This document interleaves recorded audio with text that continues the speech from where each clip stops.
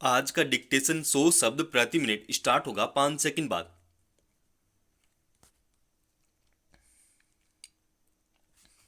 Start. Bharat में चिकित्सकों की कमी को लेकर अक्सर सवाल उठते रहे हैं। अब सर्वोच्च न्यायालय ने भी इसे रेखांकित किया है। दरअसल अदालत ने मेडिकल कॉलेजों के चिकित्सा पाठ्यक्रमों में खाली पड़ी सीटों को भरने का निर्देश देते हुए कहा कि देश में डॉक्टरों की पहले ही इतनी कमी है, उसमें सीटें बर्बाद नहीं जानी चाहिए।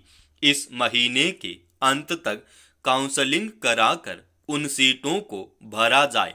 सार्वजनिक स्वास्थ्य सुविधाओं की दुर्दशा पर जब तब सवाल उठते रहते हैं। लगभग सभी अस्पतालों में चिकित्सकों की बड़ी संख्या में पद खाली पड़े हैं। इस मामले में ग्रामीण क्षेत्र के अस्पतालों की दशा सबसे खराब है। सरकार ने खुद स्वीकार किया था कि मार्च 2022 तक ग्रामीण क्षेत्र के सामुदायिक स्वास्थ्य केंद्रों में सर्जन चिकित्सकों, स्त्री रोग विशेषज्ञों और बाल रोग विशेषज्ञों की लगभग 80% कमी थी। यूनेस्को भी कई बार बता चुका है कि भारत में 1000 लोगों पर एक से भी कम चिकित्सक है। ऐसी स्थिति में अगर चिकित्सक तैयार ही नहीं होंगे तो इस कमी को पूरा कैसे किया जा सकेगा। हालांकि सार्वजनिक स्वास्थ्य केंद्रों में चिकित्सकों की कमी के अन्य कई कारण भी हैं।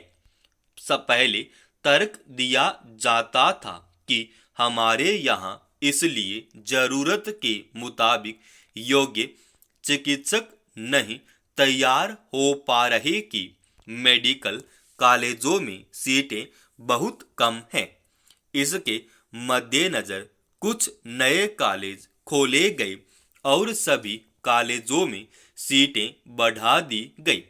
इस तरह पिछले 10 वर्षों में चिकित्सा पाठ्यक्रमों में सीटें बढ़कर करीब दोगुनी हो गई है। इसके अलावा हर वर्ष हजारों विद्यार्थी विदेशी संस्थानों से पढ़ाई करके वापस लौटते हैं। फिर निजी अस्पतालों की संख्या लगातार बढ़ रही है, उनमें चिकित्सकों की कमी नजर नहीं आती। सार्वजनिक स्वास्थ्य केंद्रों और अस्पतालों में चिकित्सकों की कमी की बड़ी वजह उनमें भर्तियों पर गंभीरता से ध्यान न दिया जाना है। ग्रामीण इलाकों में चिकित्सकों की कमी दूर करने के मकसद से नियम बनाया गया था कि चिकित्सा की पढ़ाई के बाद हर डॉक्टर को कम से कम 1 वर्ष ग्रामीण इलाकों में जाकर सेवा देनी होगी, मगर उस नियम का गंभीरता से पालन नहीं हो पाता। हर डॉक्टर शहर में रहना चाहता है, वहां उसे कमाई के अधिक मौके नजर आते हैं। इन स्थितियों में शीर्ष अदालत की टिप्पणी को न केवल मेडिकल कॉलेजों में खाली पड़ी सीटों बल्कि व्यापक अर्थ में लेने की जरूरत है। चिकित्सा पाठ्यक्रमों में दाखिले को लेकर इसीलिए अधिक संघर्ष देखा जाता है कि वहां से निकलने के बाद युवाओं को एक तरह से रोजगार की गारंटी होती है।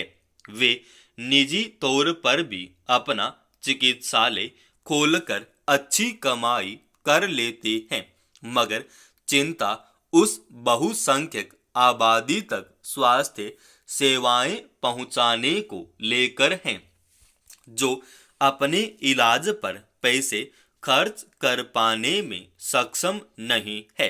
फिर बहुत सारे योग्य चिकित्सक बेहतर वेतन और सुविधाओं के मोह में दूसरे देशों का रुख कर लेते हैं।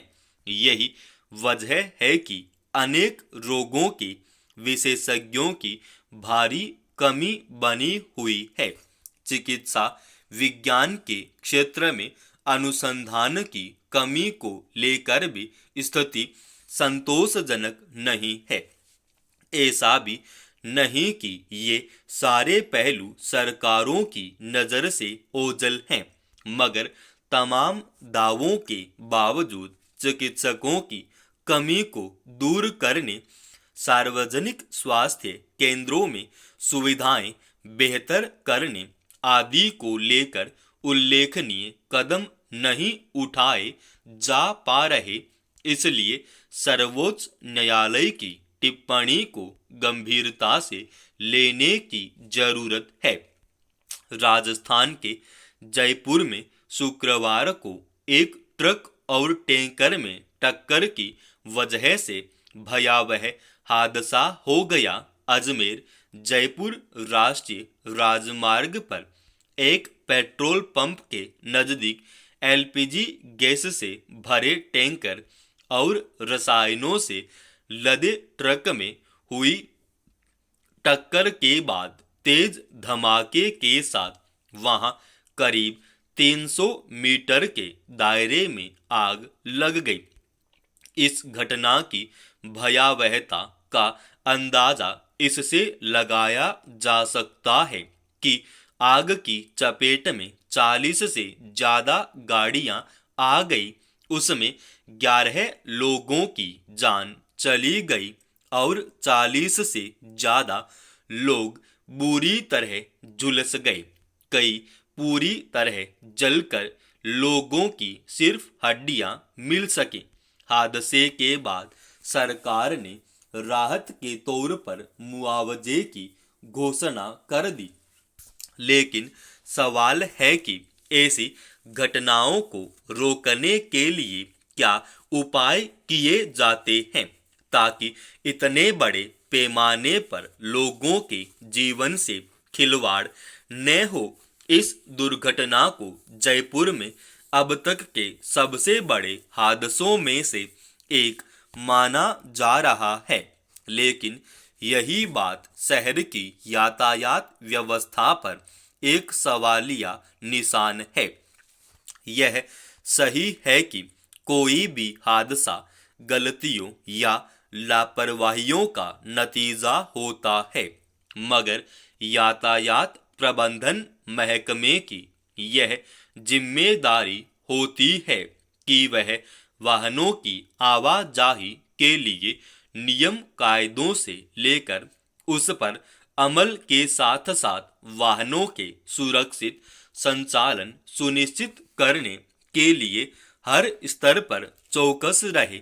गलत तरीके से वाहन चलाने वालों के खिलाफ कार्रवाई ऐसी होनी चाहिए ताकि सड़क पर वाहन चालक रफ्तार, लेन और अन्य मामले में नियमों का पालन करने को लेकर स्वतः सतर्क हों। अगर सड़कों पर वाहन चलाने को लेकर मौजूदा नियमों पर अमल को ही पूरी तरह सुनिश्चित कर लिया जाए तो हादसे की गुंजाइश को बहुत कम या खत्म किया जा सकता है। विडंबना यह है कि एक और कई चालक सुरक्षित तरीके से गाड़ी चलाने के प्रति लापरवाही बरतते हैं। वहीं यातायात महकमा और सरकार भी तब तक आंखें मूंदे रहती हैं जब तक कोई बड़ा हादसा नहीं हो जाता।